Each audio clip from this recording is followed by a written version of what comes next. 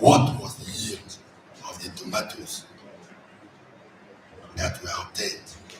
Because you are telling us about it compared to Nigeria, that Egypt is producing more. So we want to know what is the tonnage from your own unit area. And secondly, before using a field, how did you know the inoculum load of Rastonia in that particular field before doing your trial? I want to know. Project 3, that is Bakia, in particular with Bakia. I know that Bakia has a pest in storage, helicopteran pest, which we tried to identify, but we could not. It has an insect pest in storage. If you ask Mr. Labode, he will tell you that. When you say that, no, but diseases. In Bakia, they are done, and the propagation is the indigenous. For most of us that were here in the 80s, 90s, and early 2000, they will know about Mr. Indigenous. And they have done quite a number of work. I don't know whether you people leveraged on that or you started something new. Thank you. You have just had all the views raised. I think just to make the work better. But before giving you the mic to answer, let me just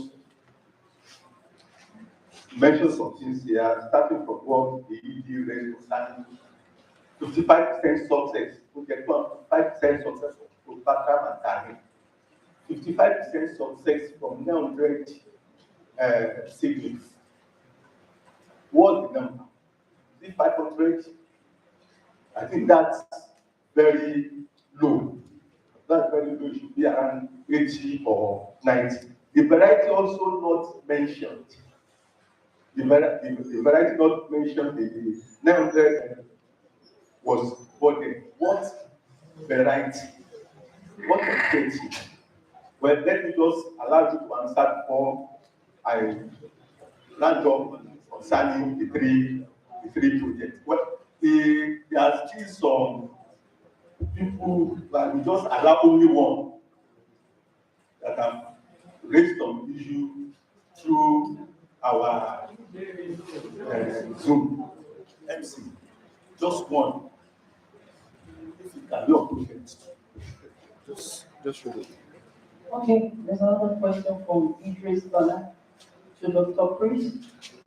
Please, for the sources of heat tolerant tomato, please don't forget to use outstation, especially Ramadan, which is the center for tomato production in Nigeria. Thanks for good presentation.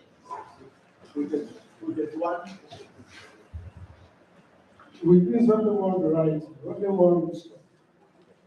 It will be extrapolated that become their true. Still, it's one variety. Our focus is on the fertilizer. And we have three sources of fertilizer: foliar, organic, and different. So by the time we put all this together, it's already a big work. When we are through with this, there will only be some minor modifications for different varieties. So we started with just one stock, which is clear. We are raising another root stock from Roughly. And those are the two major root stocks that we normally use for seeding. Then on the 50% success rate by 55, the 55 was 400 seeds. Some were dormant and they were imported. believe that it is not good enough. But maybe the point we have got to go back and maybe this is what they came up with. Then to Dr. SOS. We were able to get the farm-based price. Then during the course of my presentation, I mentioned the constraints too, not just socio-economic characteristics like this. The constraints were there first, security, bad roads, there are so many of them are enumerated in presentation. Then the economic variety, Mr. Bill is here, but it's to standardize varieties, just like Ogumas. Mr. Bill. The active cultivars for food stock, according to those local market food, they call it Alaba. We are able to know that at Ogomaso. They call it Ulomi. Then we have Ogomaso, which is Wakoma. But we are able to find those cultivars here. But the problem with Alaba and Ogomaso is that they are seriously attacked by weevil. If you have maybe about 1,000 fruits, you will not be able to get 20 that we need. But Olomi is more useful. That is why we started using Olomi alone. I think that a process before it can be acceptable. For instance, like what we call Tanga Ekpa. We brought it to the institutes, we gave it to the GRE, we classified it as cement. So you can liaise with the GRE for it to be classified. That was already ongoing in the GRE. Okay, sir. Okay. Thank you very much. Your suggestions and comments are well taken. But to make, sir, for the yield, some of these materials, they are new materials for now, based on the plot basis. Some of them were able to give about 7 kg for 4 meters square plot. Because at this point, we don't normally use it, we don't like to move into per hectare basis because we are still selecting and advancing this material. But outside in the farmer's field, the yield ranges between 2.5 to between 2.5 to 5 metric tons. But under well-controlled environment, you are likely to have about 20-25 metric tons under well and managed environment. And if we want to estimate some of these materials, the new materials that we have, when you compare them to our commercial checks, such as the platinum and the copper 26, platinum within the 4 meter square plots gave about 6 kg the plot. That's about 20 stands of tomato. For the new materials, we have some of them that give as high as 7 tons, 7 kg within that 4 meter plot. So, and if you move this up to maybe by hectare, up to yield per hectare, you are likely to be getting within from 15 to 25 metric tons per hectare. Although we are yet to move up to that point, because we are still making selection. The material, this is just F4. And there is the beginning of the section. Before we can affirm and say, okay, this is the actual yield potential of this new material, they need to move to around F6 to F7. By then, they are stable in terms of their fruit shape and yield and whatever trade that we're interested in. You also requested to know how we were able to determine the load of pathogen in the soil for our field evaluation. The pathologist in the team is here, and it's Budget.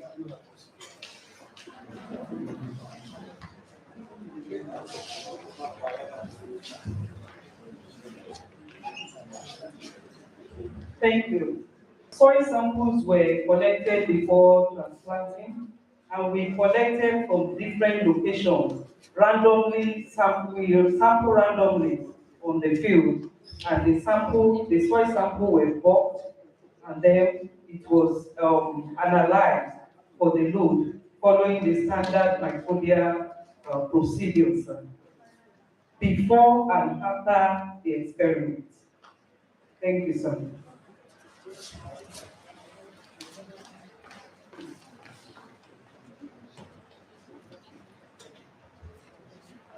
Thank you, sir. Concerning the propagation of Abidjan and the packet, I do mention that for the propagation of Abidjan, we started the work last year. It's just to show us that this year we move a little bit ahead because of the result that we got last year.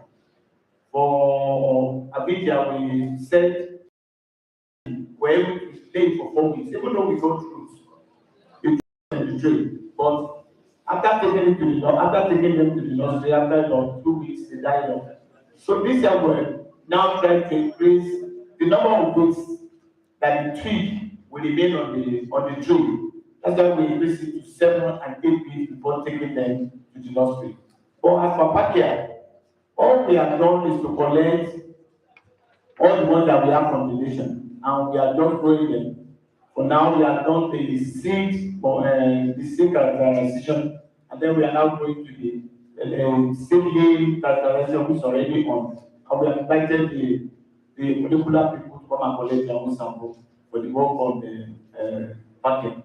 That's where we are now for now.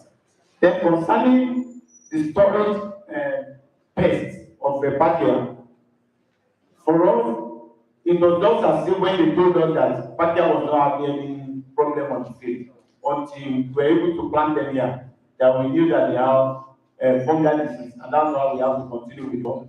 But for now, for the storage pest, even the one that we collected from the outstations, we collected the fruits.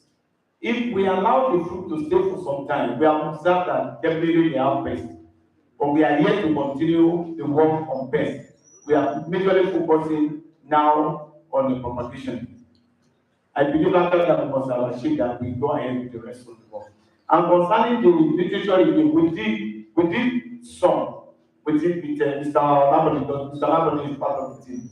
Majorly, we are most of the time we rely on what, because I know that he has worked on Pakia before, and we are really relying on it for many of these studies.